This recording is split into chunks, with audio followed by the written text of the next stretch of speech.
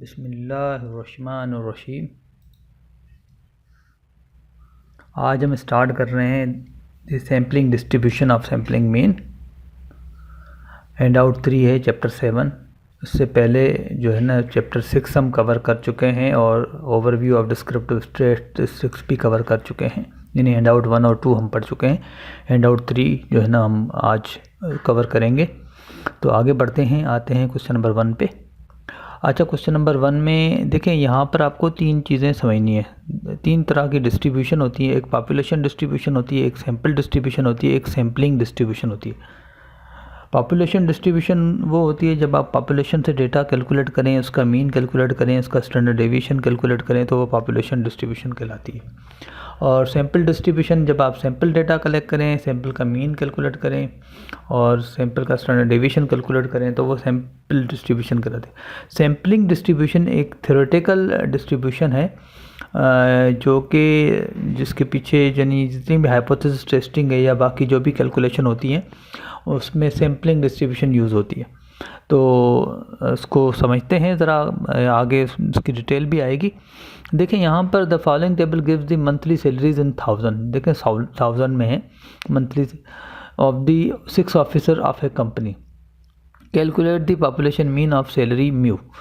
6 officer हैं, A B C D E F, 6 officer हैं। एक की सैलरी 8000 है, दूसरे की 12000 है। 8 का मतलब क्योंकि 1000 में गिवन है तो 8000, 12000, 16000, 20000, 24000, 28000। अच्छा, ये पॉपुलेशन है पूरी। अच्छा, याद रखें, एक चीज़ याद रखें, पॉपुलेशन का मतलब पूरा पाकिस्तान नहीं होता। पॉपुलेशन का मतलब ये है कि आपके जो टारगेटेड लोग होते हैं वो आपकी पॉपुलेशन होती है, उसमें से फिर हम सैंपल सेलेक्ट करते हैं।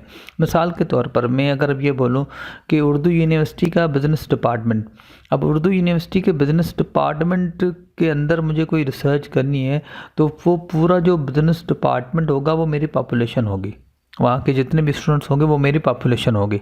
अब उसमें से मैं 50 स्टूडेंट्स को सिलेक्ट करूँ, 100 को करूँ, तो वो मेरा सैंपल हो जाएगा। इसी तरीके से मैं कहता हूँ भाई उर्दू यूनिवर्सिटी के बिज़नेस एडमिनिस्ट्रेशन के जो टीचर्स हैं उनसे मुझे कोई जो है ना डेटा कलेक्ट करना है, तो उर्दू यूनिवर्सिटी के बिज़नेस एडमिनिस्ट्रेशन डिपार्टमेंट के जो टीचर्स होंगे वो मेरी पॉपुलेशन होगी। अब उसमें मैं 5 टीचर सेलेक्ट करूँ या 8 करूँ या 4 करूँ तो वो मेरा सैंपल कहलाएगा। तो पॉपुलेशन का मतलब ये नहीं है कि पूरा पाकिस्तान, पॉपुलेशन का मतलब ये है कि आपके जो टारगेट रिस्पोंडेंट हैं वो कौन से हैं, आप किन किन लोगों के ऊपर रिसर्च करना चाह रहे हैं। जैसे मिसाल के तौर पर कुछ रिसर्च होती है स्पेसिफिक सिर्फ जो है ना वो ख़वातीन पे होती हैं, तो उसका मतलब ये नहीं है कि उसमें मेल भी शामिल होंगे, तो सिर्फ ख़वातीन उसकी पॉपुलेशन का हिस्सा होंगे। कुछ रिसर्चेस जो होती हैं वो सिर्फ कराची बेस्ड होती हैं, तो कराची के लोग जो है ना उसके पॉपुलेशन कहलाएंगे। तो पॉपुलेशन का मतलब हमेशा कभी भी ये ना समझा जाए कि उसका मतलब पूरा मुल्क होता है। पॉपुलेशन का मतलब ये होता है कि आप जो रिसर्च कर रहे हैं उसकी जो टारगेट रिस्पोंडेंट हैं वो कौन से हैं। अगर कोई कंपनी कोई सिगरेट के ऊपर कोई रिसर्च करना चाह रही है, सिगरेट पीने वाले के ऊपर, स्मोकर्स के ऊपर, तो जो स्मोकर्स होंगे वो उसकी पॉपुलेशन होगी, नॉन स्मोकर्स उसकी पॉपुलेशन का हिस्सा नहीं होंगे। तो यानी कहने का मकसद ये है कि हर रिसर्च वेरी करती है। इवन मैं ये बोलूँ कि BBA 3 या MBA 2, BBA 5 इस किस्म की अगर कोई पर्टिकुलर क्लास के ऊपर कोई रिसर्च किसी को करनी हो तो वो उस पर्टिकुलर क्लास के जो स्टूडेंट्स होंगे वो उसकी पॉपुलेशन कहलाएगी। तो यहाँ पे 6 ऑफिसर्स हैं, 6 का मतलब ये पूरा पॉपुलेशन है। इसका जो पॉपुलेशन मीन हमने जो कैलकुलेट किया है वो आया है, क्योंकि इनका जो सम है वो 108 है, 6 ऑफिसर्स हैं डिवाइडेड, तो 18 यानी 18,000 उसका सम आया है। अब हमने क्या किया है, अब जो है नीचे हमने क्या किया है कि इन 6 में से हमने रेंडमली 4 ऑफिसर्स को सिलेक्ट किया है, 4 ऑफिसर्स को सिलेक्ट किया है, क्योंकि ये देखो ये हमारा पॉपुलेशन मीन है 18,000। अब हमने रेंडमली जो है 4 ऑफिसर्स को सिलेक्ट किया है। अब लाजमी बात है हम 4 को सिलेक्ट करेंगे तो वो ABCD भी हो सकते हैं, ABCE भी हो सकते हैं, ABCF भी हो सकते हैं, या BCDE हो सकते हैं, या BCDF हो सकते हैं, या BCD जो है BCD और A हो सकते हैं, यानी कोई भी कॉम्बिनेशन पॉसिबिलिटी है वो बन सकता है। तो ये यानी 4 हमें कोई 6 में से 4 सेलेक्ट करने हैं। तो अब याद रखें जब हम 6 में से 4 सेलेक्ट करेंगे कोई से भी सिलेक्ट करेंगे, रैंडमली सिलेक्ट करते हैं तो A B C D pair भी बन सकता है, ए बी सी एफ भी पेयर बन सकता है, ए बी सी ई भी पेयर बन सकता है, ई एफ बी सी भी पेयर बन सकता है, कोई भी पेयर बन सकता है। तो लाजमी बात है पॉपुलेशन मीन तो 18 आया है। अब सैम्पल जब हम 4 जो है ऑफिसर्स का लेंगे तो 4 ऑफिसर्स कोई से भी अगर रैंडमली हम सेलेक्ट करते हैं वो ए बी सी डी आएंगे तो उसका सैम्पल मीन कुछ और होगा, ए बी सी ई एफ होगा तो उसका सैम्पल मीन कुछ और होगा। अब यही काम जो है जब हम डेटा कलेक्ट करते हैं, मिसाल में BBA3 के सारे स्टूडेंट्स का डेटा कलेक्ट करूं एज का, तो BBA3 के जितने भी स्टूडेंट्स हैं तकरीबन 100 के करीब स्टूडेंट्स हैं, 100 का स्टूडेंट्स का मैं डेटा ले लूं और उसका मीन कुछ आ रहा है कोई 19 ईयर्स यानी 19 साल कोई आ रहा है। तो अब उसमें से मैं जो है ना 10 स्टूडेंट्स का जो है ना डेटा कलेक्ट करूं और देखूं कि सैम्पल मीन कितना आ रहा है। तो उसमें 10 स्टूडेंट हो सके उसमें कोई ऐसे स्टूडेंट आ जाएं जो जिनकी एज जो है ना 20 या 21 हो सके उस सैम्पल का डेटा जो है उसका मीन मेरे पास जो है ना 20 ईयर्स या 21 ईयर्स आ जाए, या हो सके कुछ स्टूडेंट ऐसे आ रहे हों जो 18 साल के हों या 19 साल के हों तो उनका मीन जो है ऑन एवरेज 18.5 या 18 ईयर्स आ रहा हो। तो इस चीज़ की पॉसिबिलिटी हो सकती है। तो यहाँ पर भी जो है ना हमने उसमें से 15 पेयर बनाए, यानी ABCD ABC E ABC F, ठीक है, उसके बाद BCDE BCDF, इसी तरीके से CDEF, इस तरीके से जो है ना हमने डिफरेंट जो है ना पेयर बनाए ACDE, इस तरीके से डिफरेंट पेयर इसमें बनाए गए हैं ताकि जो है ना टोटल 15 जो है ना वो पेयर्स बना के 4 के, और देखा गया है कि सैम्पल मीन क्या आ रहा है। तो there are 15 possible sample of sample size 4 from the population of 6 officers, they are listed in the first column of the following table. यानी 6 में से टोटल पॉपुलेशन 6 है, अब उसमें से 4 का सैंपल ले रहे हैं। इसका मतलब ये है कि पॉपुलेशन की 66% ऑब्जर्वेशन का हम सैंपल ले रहे हैं, जो कि एक बड़ा सैंपल है। तो हमने जब ये कैलकुलेट किया ABCD जब लिया तो ABCD के अंदर 8,000 12,000 16,000 20,000, जब इन सबको ऐड किया 4 से डिवाइड किया तो उसका मीन आ रहा है 14,000। इसी तरीके से ABCE लिया तो उसका मीन 15,000, ABCF लिया तो उसका मीन भी 16,000, ABDE लिया तो उसका मीन जो है वो 16,000, ABDF लिया तो उसका मीन 17,000, इसी तरीके से ABEF लिया तो उसका मीन 18,000। इसके अलावा आपको ये बाकी पेयर बने हुए आप वहाँ से ऊपर जो है उनकी सैलरीज देख के ये जो बाकी कॉलम है ये फिल करें। अब इसमें रिक्वायरमेंट हमारी क्या है, compute the second and third column of the table. अब सेकंड और थर्ड कॉलम जो है सेकंड और थर्ड कॉलम ये मैंने जो है ना यहाँ तक करके दिखाया है, बाकी इंशाल्लाह आप लोगों से हो जाएगा, ये आप कर लीजिएगा। उसके बाद complete the dot plot of the sampling distribution of sample mean for samples of size 4, locate the population mean on the graph. हमें जो है ना इसका डॉट प्लॉट बनाना है। अब डॉट प्लॉट मैं आपको अगली स्लाइड में दिखा रहा हूँ। ये हमने डॉट प्लॉट बनाया है, ये डॉट प्लॉट बनाया है, ठीक है।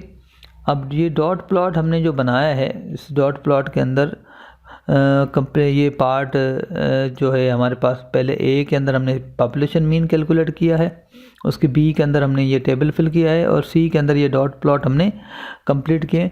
Refer table and previous slide we have calculated means of sample size 4 and placed dots in following dot plot chart. Calculate remaining means and place on the following chart. We have also placed population mean 18 green on the chart. ये population mean को हमने यहाँ रखा है।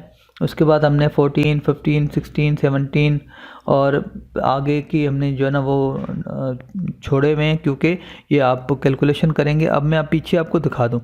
अब देखें हमारे पास एक सैम्पल मीन 14 आया था, एक 15 आया था, 16 2 मरतबा आया था, और एक 17 आया था सैम्पल मीन, और एक सैम्पल मीन हमारे पास 18 आया था। तो आप देख लें तो यहाँ पर हमने 14, 15, 16 2 टाइम्स आया था, 2 डॉट लगाए, 17 और एक 18, यानी एक वाहिद सैम्पल मीन आया है जो पॉपुलेशन मीन के बराबर है।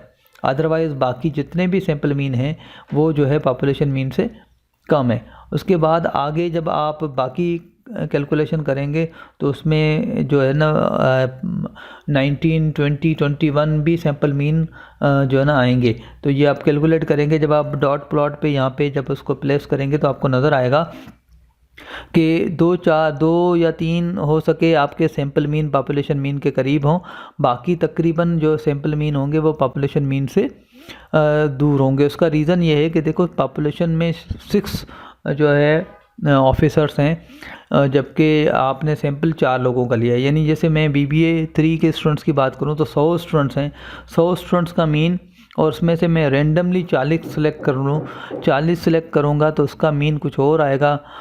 यानी अगर एक 40 के मैं पेयर बना लूँ तो यानी 40 का एक ग्रुप बना लूँ, उसका मीन कुछ और आएगा। और दूसरा अगर मैं कोई 40 का और रैंडम ग्रुप बनाऊँ तो उसका मीन कुछ और आएगा। तीसरे 40 के ग्रुप का कोई मीन और आएगा।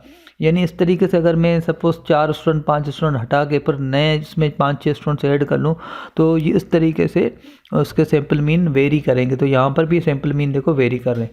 याद रखें सैम्पल मीन और पॉपुलेशन मीन के अंदर जो डिफरेंस होता है वो सैम्पलिंग एरर कहलाता है। याद रखें सैम्पल मीन और पॉपुलेशन मीन, उसके अंदर जो डिफरेंस होता है वो सैम्पलिंग एरर कहलाता है। यानी यहाँ सैम्पल मीन जो है 18 है और सैम्पल मीन ये 18 है, पॉपुलेशन मीन भी 18 है, तो यहाँ पे सैम्पलिंग एरर 0 है। लेकिन अगर ये दूसरा सैम्पल देखें उसमें सैम्पल मीन 17 आ रहा है और पॉपुलेशन मीन 18 ही है, तो उसमें सैम्पलिंग एरर जो है वो 1 है, इसमें सैम्पलिंग एरर 2 है, यहाँ पे सैम्पलिंग एरर 3 है, यहाँ पे सैम्पलिंग एरर 4 है। तो इस तरीके से ये पॉपुलेशन मीन और सैम्पल मीन के दरमियान जो डिफरेंस होता है वो सैम्पलिंग एरर कहलाता है। बाकी मीन्स आप कैलकुलेट कीजिएगा, डॉट प्लॉट पे रखिएगा। याद रखें जितना आप सैम्पल साइज़ बढ़ाएंगे, यानी जैसे ये हमने 4 का साइज़ लिया तो 4 के अंदर ये 14 से लेके 22 तक की रेंज बनेगी। लेकिन जैसे ही आप ये साइज़ यानी आपने 4-4 के पेयर बनाए, यानी ABCD बनाया, अगर ये आप 3-3 के पेयर बनाते यानी ABC, ठीक है, ABE, ABF और फिर ACD, ACE, ACF, इस तरीके से 3-3 के अगर आप पेयर बनाते, 3-3 के पेयर 15 नहीं बनते, वो 15 से ज़्यादा बनेंगे। तो जब आप वो डॉट प्लॉट पे प्लॉट करेंगे तो ये इनका जो डिफरेंस है, जैसे यहाँ पर तो पॉपुलेशन और सैम्पलिंग का मैक्सिमम डिफरेंस 4 आया है, लेकिन जब आप 3 का सैंपल लेंगे तो आप देखेंगे ये डिफरेंस और बढ़ जाएगा, ये 14, 13, 12 तक चला जाएगा और ये 22, 23, 24 पे चला जाएगा। यानी ये और इसी तरीके से अगर आप ये सैम्पल साइज़ 2 कर दें, यानी AB, AC, AD, AE, AF, फिर BCD, BC, BD, BE, BF, 2-2 का अगर आप सैंपल लेते 6 में से और उनका सैंपल मीन कैलकुलेट करते तो ये डिफरेंस और बढ़ जाएगा। ये डिफरेंस और यानी 13, 12 से लेके हो सके 10 और 8 पे आ जाए और ये 22 से लेके हो सके ये 27, 28 तक चला जाए। यानी ये जैसे आप सैंपल पॉपुलेशन का से छोटा सैंपल लेंगे तो ये सैम्पलिंग एरर बढ़ती जाएगी। लेकिन उसके बरक्स अगर आप जो है ये सैंपल साइज़ अगर आप 5 ले लेते हैं, यानी आप ABCDE, ABCDAF, इसी तरीके से BCDEF, इसी तरीके से अगर आप 5-5 का सैंपल साइज़ लेते हैं तो फिर आप देखेंगे कि ये जो डॉट प्लॉट हैं ये अभी 14 तक हैं और यहाँ 22 तक हैं, तो ये हो सके कम हो गए 15 या 16 मिनिमम आपका सैंपल मीन आ रहा हो और मैक्सिमम 21 या 20 आपका सैंपल मीन आ रहा हो। यानी ये जो ना आपका पॉपुलेशन मीन से सैंपल मीन जो है ना पॉपुलेशन मीन के करीब आते जाएंगे। जैसे जैसे आप सैंपल बढ़ा लेंगे तो आपका सैंपल मीन जो है पॉपुलेशन मीन के करीब आएगा। इसी तरीके से आप अगर एग्जैक्ट जितना सैंपल है जितनी पॉपुलेशन है एग्जैक्ट उतना ही सैंपल ले लें, यानी 100% जितनी पॉपुलेशन है उतने ही सैंपल साइज़ ले लें, तो फिर आप देखेंगे कि आपका सैंपल मीन और पॉपुलेशन मीन दोनों बराबर होंगे, दोनों का आंसर 18 आएगा। डेफिनेटली 18 आएगा क्योंकि जब आप सारी ऑब्जर्वेशन ले लेंगे तो उसका मतलब हम ये लेना है या ये समझना है इसके अंदर कि जैसे जैसे आप सैंपल साइज़ बढ़ाएंगे वैसे वैसे आपका जो है सैम्पलिंग एरर जो है वो कम होगी। तो आई होप कि आपको क्लियर हो गया होगा। अब आ जाएँ पार्ट डी पे। पार्ट डी में देखें रिक्वायरमेंट क्या है। Obtain the probability that mean salary of a random sample of 4 officers will be within 1 यानी 1000। विदिन 1 का मतलब चूँकि ये 1000 में वैल्यूज़ है तो 1 का मतलब 1000 ऑफ द पॉपुलेशन मीन, कि यानी हमें उस चीज़ की प्रोबेबिलिटी मालूम करनी है कि हमारे जो सैलरी है, मीन सैलरी जैसे 18,000 है, वो 1000 की रेंज में होगी। 1000 का मतलब ये है कि 17 से लेके 19, यानी 1000 रुपये कम और 1000 रुपये ज़्यादा। तो उस चीज़ की कितनी प्रोबेबिलिटी है कि 4 ऑफिसर्स की सैलरी जो है वो 17,000 से 19,000 के दरमियान होगी। तो वो कितने ऑफिसर्स इतने एक्सपेक्टेड हैं या कितने चांसेस हैं, कितने ऑफिसर्स होंगे, तो उसको हमने कैलकुलेट किया है। Data of question number 1 is given in 1000. The population mean of the data is 18, means 18,000. We have to find probability of the salary within plus minus 1,000 or between 17 to 19,000. First, find Z score of the data. We need standard deviation for Z score calculation. The standard deviation of the data 7.8483315, यानी standard deviation हमने इसका find किया है, आप लोग भी calculate कर सकते हैं, जो कि 7,483 आया है। तो Z score और minus 0.134 and plus 0.134। Z score जो है प्रीवियस लेक्चर्स के अंदर हम कैलकुलेट कर चुके हैं। जेड स्कोर जो है x bar minus mu divided by standard deviation, x minus mu divided by standard deviation, ये फार्मूला दिया हुआ है। तो ये जेड स्कोर कैलकुलेट करने का फार्मूला है। तो जब हमने ये कैलकुलेट किया 17 माइनस 18 और स्टैंडर्ड डेविएशन डिवाइड किया तो माइनस 0.134 और प्लस 0.134, ये रेंज बनी है। तो कैलकुलेटेड द बिलो, यानी ये हमने calculated below, and area of minus 0.13 is 0.4880, यानी माइनस 0.134 का जब हमने एरिया फाइंड किया, ये माइनस 1 है, 0.03 जब हम ऐड करेंगे तो ये माइनस 0.13 बन जाएगा। उसका जो एरिया आया है वो 0.488, देखें ये एरिया आया है। उसके बाद हमने प्लस 0.34 का जब एरिया मालूम किया, 0.134 का जब एरिया मालूम किया है तो हमारे पास जो है ये वाला एरिया आया है। अब चूँकि हमारे पास जो डेटा गिवन होता है 0 के बाद 2 डिजिट तक होता है, तो 4 को हमने इग्नोर किया है। हमने सिंपल 0.13 का जो है ना वो जेड वैल्यूज़ की मदद से एरिया फाइंड किया है, क्योंकि 4 पर टेबल सपोर्ट नहीं करता, डेसिमल के बाद सिर्फ 2 डिजिट तक टेबल सपोर्ट करता है। अगर यहाँ 5 होता तो मैं इसको राउंड करके 0.14 कर देता, लेकिन चूँकि ये 4 था, ये मैंने लिखा ज़रूर है लेकिन उसको हम राउंड नहीं कर सकते आगे, तो मैंने 0.13 के माइनस 0.13 की टेबल वैल्यू एरिया फाइंड किया, ये जो कि ये आ रहा है, और प्लस का ये आ रहा है। तो जब हमने सब्सट्रैक्ट, यानी हमने माइनस वैल्यू को जब हमने प्लस की वैल्यू से, यानी प्लस एरिया से माइनस की एरिया को जब प्लस की एरिया से माइनस किया तो वी फाइंड 0.063 और 6.37%, यानी the probability that salary will lie between 7 is 6.73%। आप समझ सकते हैं, यहाँ पे ग्राफ पेपर हम ऑलरेडी आपको ये जेड कर्व दिखा चुके हैं। तो जेड कर्व के अंदर जो है ना ये एरिया 100% के बराबर होता है। अब हमें जो है जेड स्कोर माइनस 0.134 और प्लस 0.134 का एरिया मालूम करना है। तो ज़ीरो के इस तरफ माइनस शुरू होता है, तो 0.134 यहाँ कहीं आएगा और प्लस 0.134 यहाँ कहीं आएगा। तो अब चूँकि टेबल में लेफ़्ट साइड का एरिया गिवन होता है, यानी लेफ़्ट साइड का एरिया गिवन होता है, तो 0.134 के लेफ़्ट साइड का जो एरिया है वो 0.5517 है, और जबकि माइनस 0.134 के लेफ़्ट साइड का जो एरिया है वो 0.4880 है।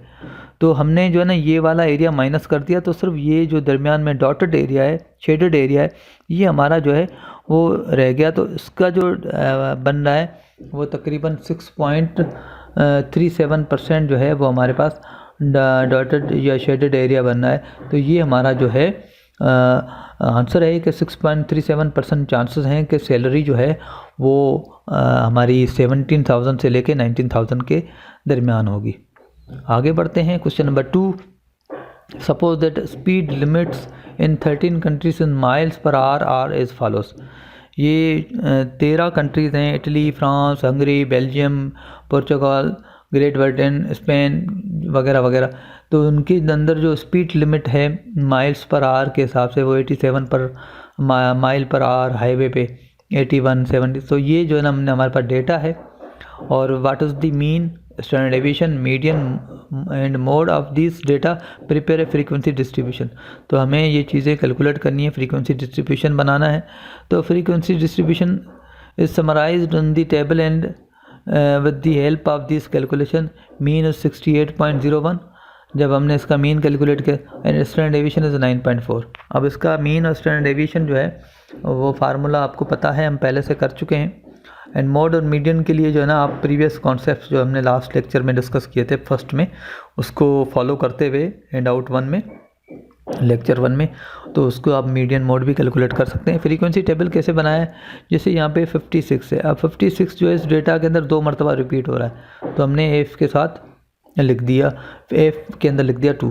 62 5 टाइम्स आ रहा है तो हमने 5 लिख दिया। 70 1 टाइम आ रहा है, 75 3 टाइम्स आ रहा है, 81 1 टाइम आ रहा है, 87 1 टाइम आ रहा है।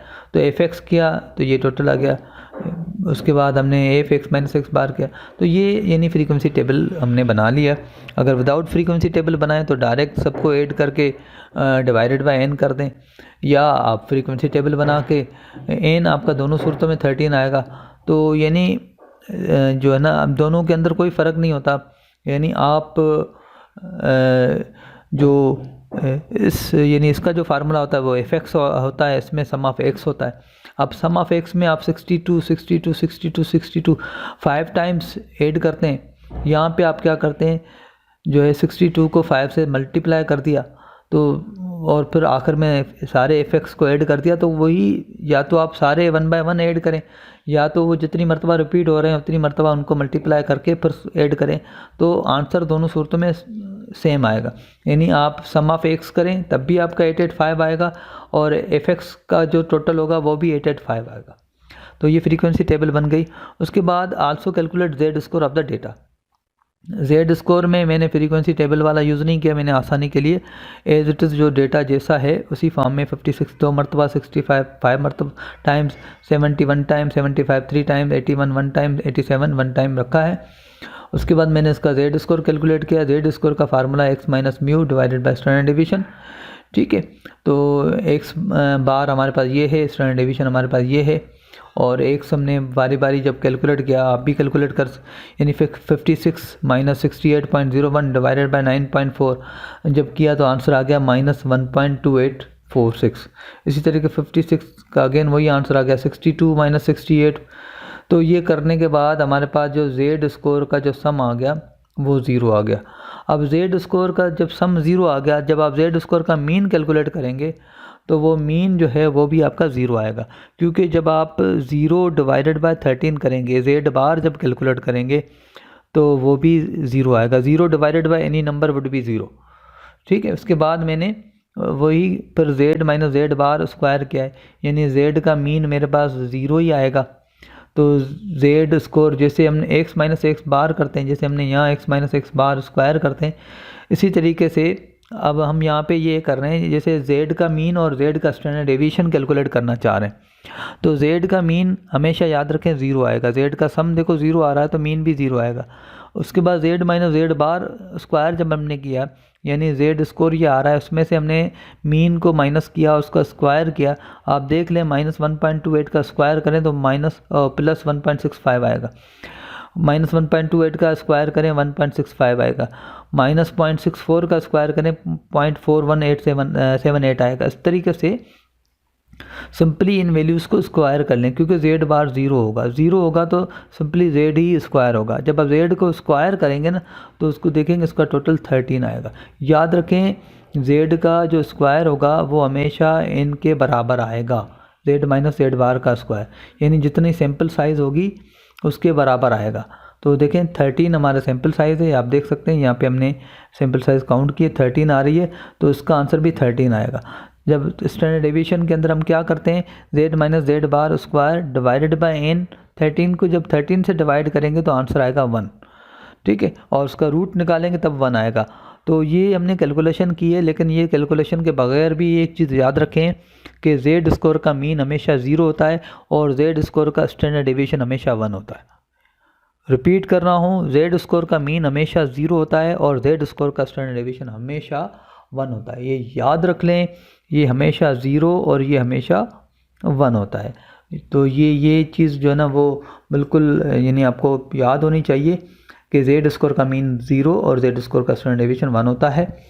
ठीक है, mean of Z score is 0 and standard deviation of Z score is 1. It can be confirmed with the help of table that sum of z score 0. When we divide 0 with any number, it would be 0. Similarly, sum of z minus z is 13 and number of observations are also 13.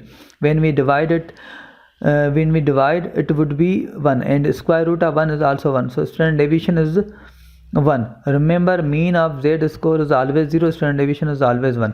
ये चीज़ आप देख सकते हैं curve के अंदर भी, आप लोगों ने शायद ऑब्जर्व किया हो या नहीं किया हो कि ये सेंटर में 0 आता है। ये बेसिकली मीन होता है, ये बेसिकली हमारा जो है जेड स्कोर का मीन है। और फिर प्लस और -1 स्टैंडर्ड डेविएशन, यानी स्टैंडर्ड डेविएशन 1 प्लस माइनस हम करेंगे तो +1 और -1 एक रेंज बनती है। इसके बाद 2 मरतबा स्टैंडर्ड डेविएशन प्लस और माइनस करेंगे तो -2 और +2 बनेगा। 3 टाइम्स करेंगे तो -3 और +3 बनेगा। तो ये हमारे पास ये जो कर्व है उसमें बेसिकली ये 0 है और ये स्टैंडर्ड डेविएशन को शो कर रहे होते हैं। तो ये हमेशा के लिए याद रखें कि इनका मीन 0 और स्टैंडर्ड डेविएशन 1 होता है। क्वेश्चन नंबर 3 पे आ जाएं। In the year 2017 Pakistanis spend an average of 8,20,000 for a new car light vehicle. छोटी गाड़ियों के ऊपर पाकिस्तानियों ने 8,20,000 रुपये खर्चा किया। Assume standard deviation is ₹1,02,000। Identify population and variable under consideration. ठीक है, अब इसमें जो हमारे पास population is Pakistani people and variable is spending on light vehicles. यहाँ पर हमारी पॉपुलेशन पाकिस्तानी लोग हैं और जो इस वेरिएबल इसमें है वो हमारी लाइट व्हीकल्स हैं। उसके बाद identify the population and variable under consideration, ये हमने कर लिया। For sample size of 50 new cars sale in 2007 determine the mean and standard deviation of all possible sample mean prices. ठीक है, पार्ट बी में आते हैं। पार्ट बी में अब वो चीज़ मैं रिपीट कर रहा हूँ जो मैंने स्टार्ट में आपको बताई थी। There are 3 distributions. Sample distribution where mean is denoted by x bar and standard deviation is denoted by s, यानी ये सैम्पल डिस्ट्रीब्यूशन कहलाती है। उसके बाद population where mean is denoted by mu and standard deviation is denoted by sigma. उसके बाद sampling distribution, a theoretical distribution which is used for hypothesis testing. The mean of the distribution is same like x bar or mu, यानी sampling distribution का mean जो है वो x बार या mu के बराबर होता है। मीन में कोई फ़र्क नहीं, but standard deviation is denoted by standard deviation divided by square root n। लेकिन सैम्पलिंग डिस्ट्रीब्यूशन का जो स्टैंडर्ड डेविएशन होता है वो हमारे नॉर्मल स्टैंडर्ड डेविएशन की तरह नहीं होता, बल्कि standard deviation divided by square root n होता है। उसका रीज़न ये है कि जैसे जैसे इसको हम स्टैंडर्ड एरर भी कहते हैं, सैम्पलिंग डिस्ट्रीब्यूशन के स्टैंडर्ड डेविएशन को स्टैंडर्ड एरर भी कहा जाता है। यानी इसमें n, यानी जैसे जैसे सैम्पल साइज़ बढ़ेगा तो ये स्टैंडर्ड एरर कम होता जाएगा। तो ये याद रखें, ये पीछे हमने कॉन्सेप्ट डिस्कस किया था कि जैसे जैसे आप सैम्पल, यानी 6 की अगर पॉपुलेशन है, आप बड़ा सैम्पल लेंगे तो आपकी सैम्पलिंग एरर कम से कम होगी। सैम्पलिंग एरर कम से कम होगी तो अंडरस्टूड है कि आपकी पॉपुलेशन जो है स्टैंडर्ड एरर भी उसी हिसाब से कम होगी। उसके बाद we know mean of the sampling distribution is same, so mean of the data is rupees. देखिए, हमें पता है सैम्पलिंग डिस्ट्रीब्यूशन का जो मीन है वो सेम होता है जो पॉपुलेशन या सैम्पल डिस्ट्रीब्यूशन के मीन के। तो यहाँ पर भी हमारा जो मीन होगा सैम्पलिंग डिस्ट्रीब्यूशन का, क्योंकि अब यहाँ हम जो भी, ये चैप्टर पूरा सैम्पलिंग डिस्ट्रीब्यूशन के मुतालिक है, तो यहाँ पर हम जो भी बात करेंगे वो सैम्पलिंग डिस्ट्रीब्यूशन के कंटेक्स्ट में करेंगे। तो यहाँ पर 8,20,000 जो मीन आया है, चाहे ये पॉपुलेशन मीन हो चाहे सैम्पल मीन हो, सैम्पलिंग डिस्ट्रीब्यूशन का मीन भी सेम होता है जो पॉपुलेशन या सैम्पल। तो मीन हमारा लेकिन एंड स्टैंडर्ड डेविएशन इज, जबकि स्टैंडर्ड डेविएशन जो है सैम्पलिंग डिस्ट्रीब्यूशन के लिए ये फार्मूला यूज़ होता है। तो वो हमारे पास स्टैंडर्ड डेविएशन यहाँ पर ये है 1,02,000, तो उसको डिवाइड करेंगे स्क्वायर रूट 50 के साथ तो 14,425। ये हमारे पास सैम्पलिंग डिस्ट्रीब्यूशन का स्टैंडर्ड डेविएशन आ गया, या स्टैंडर्ड एरर भी इसको कह सकते हैं, which has been calculated through formula given in sub part 3 of part B. Part B के सब पार्ट 3 में जो फार्मूला दिया था उसकी मदद से हमने कैलकुलेट किया है।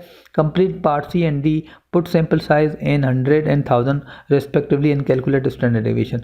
इसी तरीके से आप देखें यहाँ पे फिर हमें कहा गया है कि एन अगर 100 हो तो फिर स्टैंडर्ड डेविएशन कितना होगा, 1000 हो तो कितना होगा। तो इसी फार्मूले के अंदर 100 और 1000 पुट करेंगे तो आप देखेंगे तो स्टैंडर्ड एरर कम हो जाएगा। क्योंकि देखो इसके अंदर बेसिकली लॉजिक ये है कि जैसे जैसे ये एन बढ़ता जाएगा, सैम्पल साइज़ बढ़ता जाएगा पॉपुलेशन में, तो आपके जो स्टैंडर्ड एरर कम होगा। क्यों कम होगा, हम पीछे देख चुके हैं कि जैसे जैसे हमने सैम्पल साइज़ बढ़ाया तो हमने देखा कि हमारा जो सैम्पल मीन है वो पॉपुलेशन मीन के करीब आ रहा था। उसका मतलब ये है कि सैम्पलिंग एरर कम हो रही थी। तो जब सैम्पलिंग एरर कम हो सकती है तो इसी तरीके से हमारी सैम्पल साइज़ बढ़ने से स्टैंडर्ड एरर भी कम होगी। तो ये सी और डी पार्ट आपको करने हैं। आगे बढ़ते हैं। Question number 4, according to the research the mean number of hours actually worked by the female marketing and advertising managers is mu 45 hours। यानी एक डेटा हमारे पास मौजूद है जिसमें फीमेल वर्कर्स ने एक हफ्ते में कितने घंटे काम किया है, तो इसका म्यू 45 आ रहा है, स्टैंडर्ड डेविएशन 7 आ रहा है।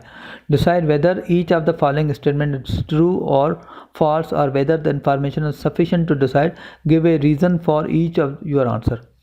ठीक है, अब इसमें मीन ये आ रहा है 45, स्टैंडर्ड डेविएशन ये आ रहा है। सैम्पल साइज़ 196 फीमेल है। ठीक है, अब 95.44%। अब 95.44% का मतलब ये है, अगर आप लोगों ने और क्या हो कि जेड स्कोर के अंदर ये जो -2 से लेके +2, ये जो -2 से लेके +2, ये जो हमारे पास एरिया है, ये 95.44% है, यानी 2 टाइम्स स्टैंडर्ड डेविएशन। यानी ये मैं पहले बता चुका हूँ कि 0 मीन होता है, +-1 स्टैंडर्ड डेविएशन का मतलब 1 टाइम स्टैंडर्ड डेविएशन, +-2 का मतलब है 2 टाइम्स स्टैंडर्ड, +-3 का मतलब तो 2 टाइम्स स्टैंडर्ड डेविएशन। यानी यहाँ से लेके यहाँ तक ये जो रेंज बन रही है 95.44 है, 95.44 है। भले आप काउंट कर लें कि ये 13.59, 34.13, 13.59 सबको ऐड करें तो देखें इसके जो टोटल एरिया बनेगा वो 95.44। तो 95.44 का मतलब है +-2 स्टैंडर्ड डेविएशन, यानी 2 टाइम्स स्टैंडर्ड डेविएशन, एक प्लस में एक माइनस में, यानी एक मरतबा मीन में स्टैंडर्ड डेविएशन प्लस करना है और एक मरतबा और 2 मरतबा 2 टाइम्स स्टैंडर्ड डेविएशन मीन में ऐड करना है, 2 टाइम्स स्टैंडर्ड डेविएशन मीन से लेस करना है। तो यहाँ पर अगर हम देखें तो हमारे पास जो स्टैंडर्ड डेविएशन आ रहा है वो 7 आ रहा है, तो इसको 2 टाइम्स बनाएंगे तो ये बन जाएगा 14। तो मीन में 14 लेस और 14 ऐड करें तो अगर 45 में से वो तो 31 बनेगा, और 14 अगर ऐड करेंगे यानी 2 टाइम्स 95.44 का मतलब है स्टैंडर्ड डेविएशन को 2 से पहले ज़रब दो, मल्टीप्लाई करो, उसके बाद मीन में ऐड करो और लेस करो तो क्या रेंज बनती है। तो 45 में जब 14 लेस किया तो 31 और ऐड किया तो 59। तो हमारे पास जो रैंडमली आंसर आ रहा है, for random sample of 196 female marketing advertising managers, chances are roughly 95.4 the sample mean number of hours work will be between 31 hours and 59, यानी 31 से लेके 59 तक रहेगा। अब ये अप्रोच जो है ये सैम्पल डिस्ट्रीब्यूशन के पॉइंट ऑफ व्यू से तो सही है, लेकिन sampling distribution point of view से सही नहीं है, क्योंकि सैम्पलिंग डिस्ट्रीब्यूशन का जो स्टैंडर्ड डेविएशन होता है वो standard deviation divided by square root n होता है। ये पीछे हम पढ़ चुके हैं कि सैम्पलिंग डिस्ट्रीब्यूशन का मीन तो सेम मीन के बराबर होता है, लेकिन स्टैंडर्ड डेविएशन जो है वो standard deviation divided by square root n होता है। तो हम देख सकते हैं कि दूसरे में भी इन्होंने 31, लेकिन तीसरे में इन्होंने 44 से 46 बताया। तो हम देखते हैं ये सी स्टेटमेंट हमारा ट्रू है। तो हम देख सकते हैं we know the mean of the sampling distribution is the mean of variable, यानी सैम्पलिंग डिस्ट्रीब्यूशन का मीन जो भी पॉपुलेशन और सैंपल का मीन होता है वही होता है। एंड स्टैंडर्ड डेविएशन जो है वो standard deviation divided by square root n होता है। The mean is in the above example is 45 and standard deviation is 7। When we convert it into standard deviation of sampling distribution it would be 0.5। देख सकते हैं आप 196 की sample size है, हमने जब यहाँ पुट किया तो हमारे पास जो मीन स्टैंडर्ड डेविएशन आ गया 0.5 आ गया। अब 0.5 को the Z values of 95.44 confidence level are +-2. To calculate the range we use Z interval procedure x bar +-z alpha by 2 into standard deviation divided by square 45 +-2 plus minus multiply by, तो हमारे पास जो range बनी 44 से लेके 46, तो option C is correct. तो आप देख सकते हैं ऑप्शन सी वाहिद ऑप्शन है जिसके अंदर उन्होंने ये वाली रेंज दी है जो कि सैम्पलिंग डिस्ट्रीब्यूशन से रिजेम्बलेंस या इससे जो है ना मिलती है। बाकी जो 2A और B है वो सैम्पल डिस्ट्रीब्यूशन या पॉपुलेशन डिस्ट्रीब्यूशन के हिसाब से तो सही है, लेकिन सैम्पलिंग डिस्ट्रीब्यूशन के हिसाब से गलत है। अब चूँकि हाइपोथेसिस टेस्टिंग के अंदर हम सैम्पलिंग डिस्ट्रीब्यूशन यूज़ करते हैं तो लिहाजा 44 से 46 option C is the correct option. आगे बढ़ते हैं क्वेश्चन नंबर 5। क्वेश्चन नंबर 5 में State Life Pakistan provides information about the insurance in force per covered family in the life insurance fact book. Assume that standard deviation of life insurance in the force rupees 50,900। ये standard deviation है। Determine the probability that the sampling error made in estimating the population mean life insurance force in force, यानी forces के अंदर standard deviation जब life insurance का calculate किया जाता है तो वो 50,900 आ रहा है। अब हमें इसमें से सैम्पलिंग एरर फाइंड करनी है 500 फैमिलीज़ की, कि 500 फैमिलीज़ की सैम्पलिंग एरर जो है या तो 2000 या 2000 से कम हो। तो उसके लिए अगेन हमें जो है Z स्कोर कैलकुलेट करना पड़ेगा। उससे पहले जो हमने Z स्कोर कैलकुलेट किया था वो सिंपल पॉपुलेशन डिस्ट्रीब्यूशन को हमने फॉलो किया था। तो अब पॉपुलेशन या सैम्पल डिस्ट्रीब्यूशन को फॉलो करते हुए Z स्कोर, लेकिन अब जो है आगे के क्वेश्चन के अंदर हम जो है सैम्पलिंग डिस्ट्रीब्यूशन को यूज़ करेंगे। तो अब देखें Z स्कोर के लिए हमने ये वाला फार्मूला यूज़ किया। तो सैम्पलिंग एरर फाइंड करने के लिए ये वाला फार्मूला यूज़ होगा, mu minus x bar minus mu divided by, तो हमने वो 2000 का डिफरेंस कह रहा है कि 2000 का डिफरेंस होना चाहिए मीन जो कवर्ड फैमिलीज़ हैं उसके अंदर पॉपुलेशन मीन के अंदर जो है पॉपुलेशन और सैम्पल मीन के अंदर 2000 या 2000 से कम होना चाहिए। तो जब हमने म्यू माइनस 2000 का जो डिफरेंस है सैम्पल मीन का जो हमने किया और फिर स्टैंडर्ड डेविएशन और 500 फैमिलीज़ थी, जब इसको फार्मूले में हमने पुट किया तो -0.88 हमारे पास आंसर आ रहा है। उसके बाद हमने जब यही इसमें फिर क्योंकि हमें रेंज निकालनी होती है तो कितने प्रोबेबिलिटी है कि ये 2000 या 2000 से कम होगी, तो फिर एक मरतबा -2000 करते हैं, एक मरतबा प्लस करते हैं, तो हमारे पास दूसरी रेंज 0.88 बनी। तो 0.88 जब हमने स्कोर कैलकुलेट किया तो गालिबन कोई 0.83 समथिंग बन रहा है, और -0.88 का जब हमने कैलकुलेट किया तो वो भी तकरीबन 0.1884 बना। तो the area of Z score -0.88 and 0.88 are 0.1894 and 0.8106 respectively.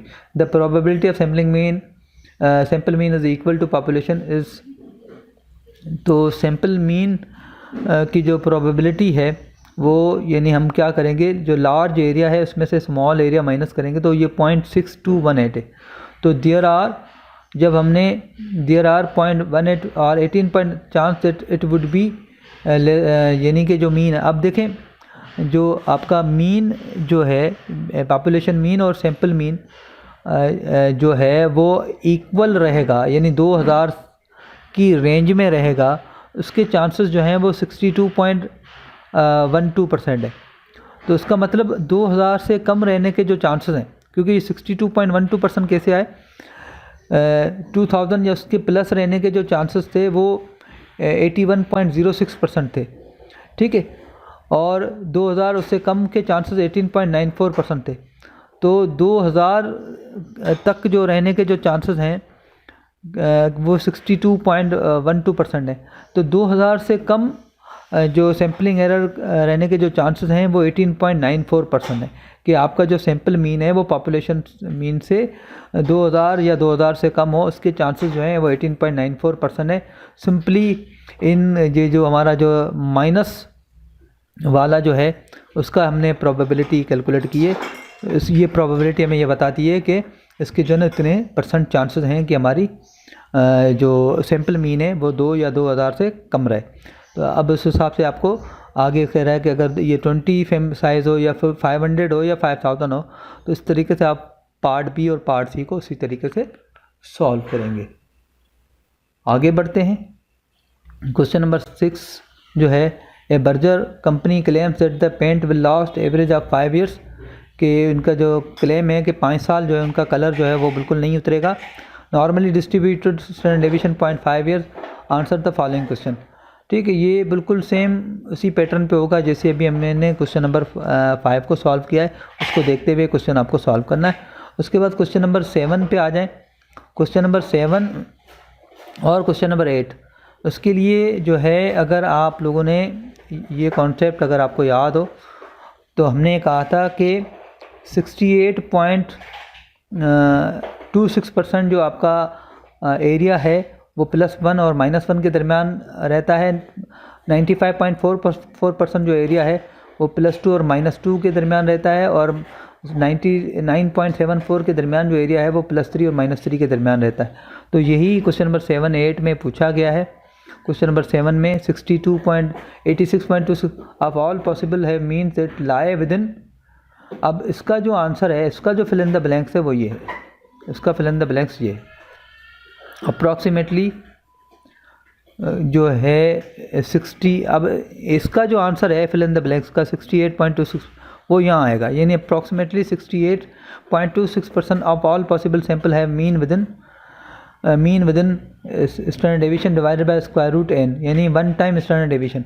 तो ये जो 1 टाइम स्टैंडर्ड डेविएशन है वो यहाँ चला जाएगा, यानी 68.26% जो पॉसिबल ऑब्जर्वेशन है आपकी वो मीन ±1 टाइम स्टैंडर्ड डेविएशन। अब स्टैंडर्ड डेविएशन हमें पता है, सैम्पलिंग डिस्ट्रीब्यूशन का स्टैंडर्ड डेविएशन ये होता है, तो 1 टाइम स्टैंडर्ड डेविएशन की रेंज में लाया करते हैं। और 95.44% ऑब्जर्वेशन जो है वो 2 times standard deviation mean +2 times standard deviation की रेंज में लाया करते हैं, तो ये 2 टाइम स्टैंडर्ड डेविएशन आ जाएगा। और 99.74% ऑब्जर्वेशन जो है वो lie within mean that lie within 3 times standard deviation. तो यानी fill in the blanks, use values of question 8 to fill blanks of 7। 8 की वैल्यूज़, यानी 8 की ये जो वैल्यूज़ है ये वाली, इसकी मदद से आपके 7 के fill in the blanks fill होंगे, और 7 के ये जो वैल्यूज़ हैं ये परसेंटेज वाली, इसकी मदद से आपकी 8 के फिल इन द ब्लैंक्स होंगे। Similarly use the values of 7 fill in the blanks of question 8। तो ये हमारे पास जो है तकरीबन सेम मीनिंग देते हैं। तो ये कॉन्सेप्ट है, ये इसको ज़रा अंडरस्टैंड कर लें। तो ये ओवरऑल कॉन्सेप्ट है इस चैप्टर का, सैम्पलिंग डिस्ट्रीब्यूशन का। आगे इसकी डिटेल में मज़ीद चीज़ें आपको क्लियर होंगी। तो यहाँ तक उम्मीद है कि आपको ये क्लियर हो गया होगा। Thank you very much.